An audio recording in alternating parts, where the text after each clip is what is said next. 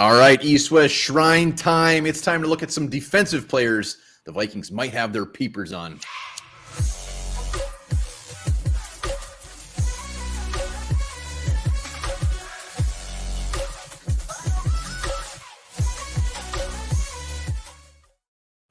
All right, we did the offensive side of the ball. Now it is time to hop, skip, and jump over to the defensive side of the ball. Some defensive players playing in the East-West Shrine game that Vikings may have their eyes on.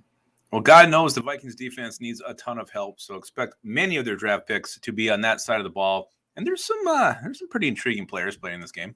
Yeah, I like the defensive side of the ball a little bit better than the offensive side of the ball, but maybe it's because what you just said is because we're going to be so concentrated on improving the defense. Before we get into this, remember, subscribe, like the video here every damn day, talking Vikings, and we got Senior Bowl talk coming up as well, and all sorts of Viking stuff.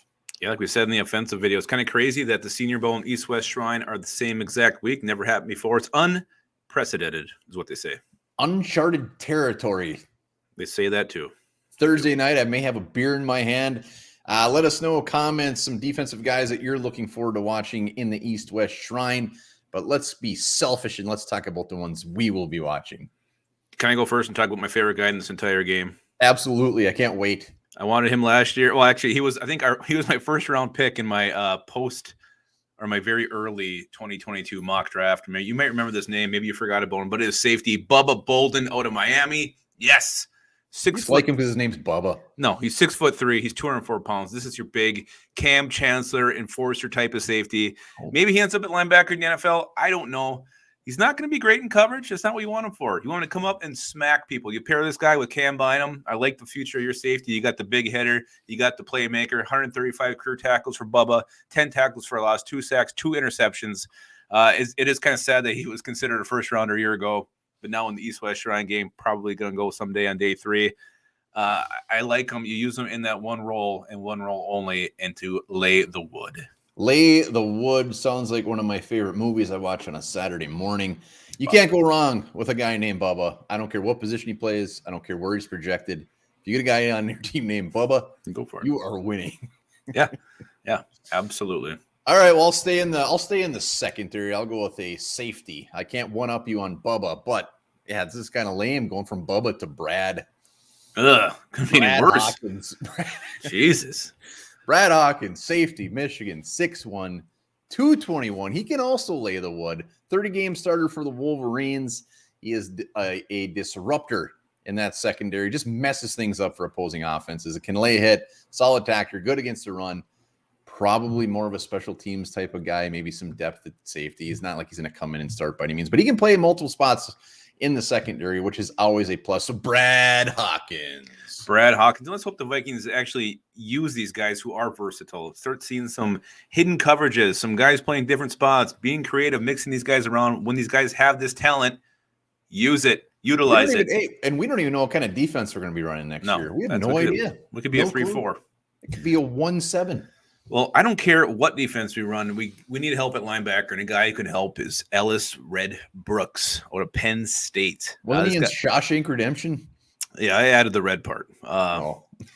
He can play inside or out. This guy's a ultra athletic player, super productive. 230 total tackles, 5.5 sacks, an interception, 15 tackles for a loss. I love his versatility. A guy who could play next to Eric Kendricks and maybe take over down the road if he does develop. Again, this is a guy who just screams special teams ace from day one. Ellis Brooks, get to know him. I'm going to be watching him real close. Ellis Brooks, and like we said with the offensive side of the ball, we got to remember, this is the East-West Shrine game. Yes, there's going to be some starters that come out of this in the draft, but a lot of this is depth. Guys that maybe in a couple years pop. It's not like there's like budding all-stars here. Yeah, I'd be curious to see how many guys from this game actually turn into starters, but I think it's probably more than you think.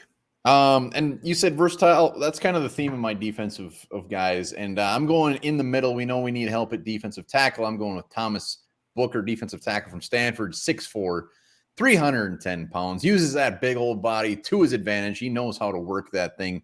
Plays well against the run. He does not get moved around much. And I look forward to seeing that a lot in the game on Thursday.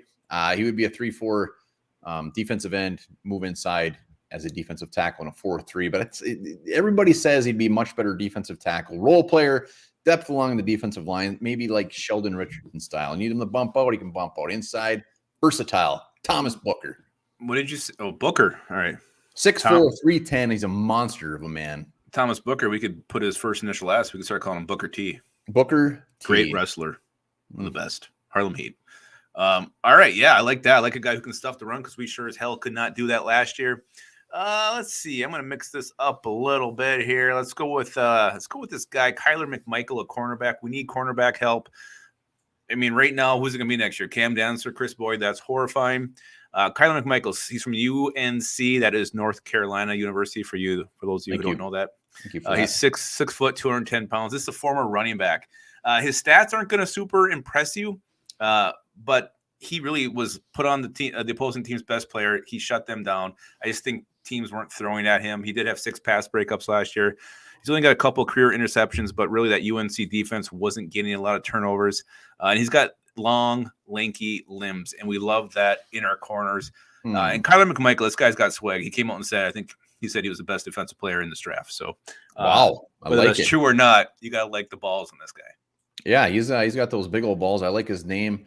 And one thing that I think both of us have realized over the years is I used to be very enamored by college stats, but that really means dick. Yeah. Regardless of position, doesn't mean anything. It doesn't. All right, let's say in the secondary, Elijah Hicks, cornerback, Cam Bynum's teammate last year. And he's kind of got a similar path here. He played corner for 3 years, moved to safety this past year. Very, very, very high football IQ. 3 interceptions, 72 tackles in 21, and very scrappy. And the man can lay a hit. Again, a guy who can play corner. He can play safety. His home would probably be safety, but who knows? And I love the fact that they play with Cam Bynum. They're a great dynamic duo. His home will be in Minnesota. That's where his home's going to be. I hope so. Elijah Hicks. You mentioned the high IQ, the versatility. I wonder if these are the things that, an analytical mind like Kwesi Adolfo-Menso is going to look for. These are the kind of players he's going to target. I don't know where these analytics are going to lead him, but maybe that's kind of the route we see. A lot of these players who are very smart, intelligent players are the ones maybe he will like and he will prefer. Again, that's all speculation on my parts. But, yes, it is. But that's something I've just been thinking about here. Here's an underdog guy, a guy I like because he doesn't come from the U.S. He comes from Western University in Canada, defensive end Deontay Knight, 6'4", 275, another versatile player. He's played 3-tech, he's played rush, he's played nose and pass rushing situations. I like the fact that he's coming from Canada, that he's a long shot. I think he's going to work extra hard, try to prove that he belongs against these bigger names, more high-profile guys. Deontay Knight, definitely a long shot, but an underdog I think we should keep our eyes on. Deontay Knight, 6'4". We are going after some big bodies. Speaking of 6'4", Matthew Butler, defensive tackle from Tennessee, 6'4", 300 pounds, big old hitter, doesn't stop. He had 5 sacks this year. Again, another rotational guy that might go in a pinch and get after that quarterback a little bit. 8.5 tackles for a loss this year. He can take on double teams, just like Lopagus on a Saturday evening. He can shed blocks. He can get back there. So Matthew Butler can help clog up that hole, make some room for James Lynch to get after that quarterback. Guys, clog up the hole. You started something a little bit like Troy Aikman there when he's announcing games. Yeah. Again, you got 2 run stuffers, and I like that because God knows, like I said, we need it. We cannot stop the run. I think he's more of a guy who gets after the quarterback, really. Oh, all right. One trick pony, maybe. Okay. Well, this guy is definitely one trick pony, and I like to have my corners big, but this guy is not big. It's Jacoby Durant from South Carolina State. He's only 5'10", 175 pounds, so he weighs as much as like the left side of my body. He's a playmaker. This guy is sticky in coverage, but he's got 12 career interceptions. I know we just said stats don't matter, but he's a ball hawk. He's proved it. He was a 2021 MEAC Defensive Player of the Year. We need some turnovers in the secondary. Too many drop balls. Bashad Breeland let him bounce off his head. I think Chris Boyd did it as well. Cam Dancer, I think, did a really bad one too. So we need sticky-handed guys.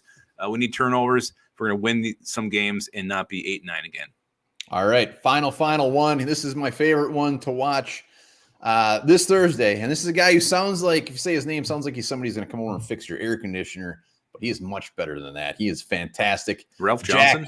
Jack Sanborn, linebacker, Wisconsin. This guy's got Wisconsin linebacker written all over him. When you think of Wisconsin linebackers, you think smart, you think hardworking, you think gritty, and this is exactly what this guy is. He might need a little work in his pass coverage. Very good against the run. and high IQ, captain, high energy. It's everything you want to see. He had 11 and a half sacks during his time there. So he can make some plays, but he's not going to wall you with his athletic ability. 4 interceptions too, and would add some good depth. I think he's like a 3rd, 4th round guy right now. I gotta be honest. Whenever I'm doing mock drafts and I see Jack Sanborn round 5, 6, I usually take him. I usually do. Jack Sanborn, just with those Wisconsin linebackers, they're just not very sexy. They're not going to come out and wow you. They're tough as hell. Done. They've been working the plow fields all their life. I like Wisconsin linemen. I like Wisconsin linebackers, so I'll be all for Jack Sanborn. Those are our guys. Let us know in the comments which one of these guys you want, or maybe you got your own. I'd love to hear it. Yeah. And speaking of plugging lanes, we can also talk about plugging noses, because if you have a plugged nose, have some sex. It'll clear it right up. It's a fact.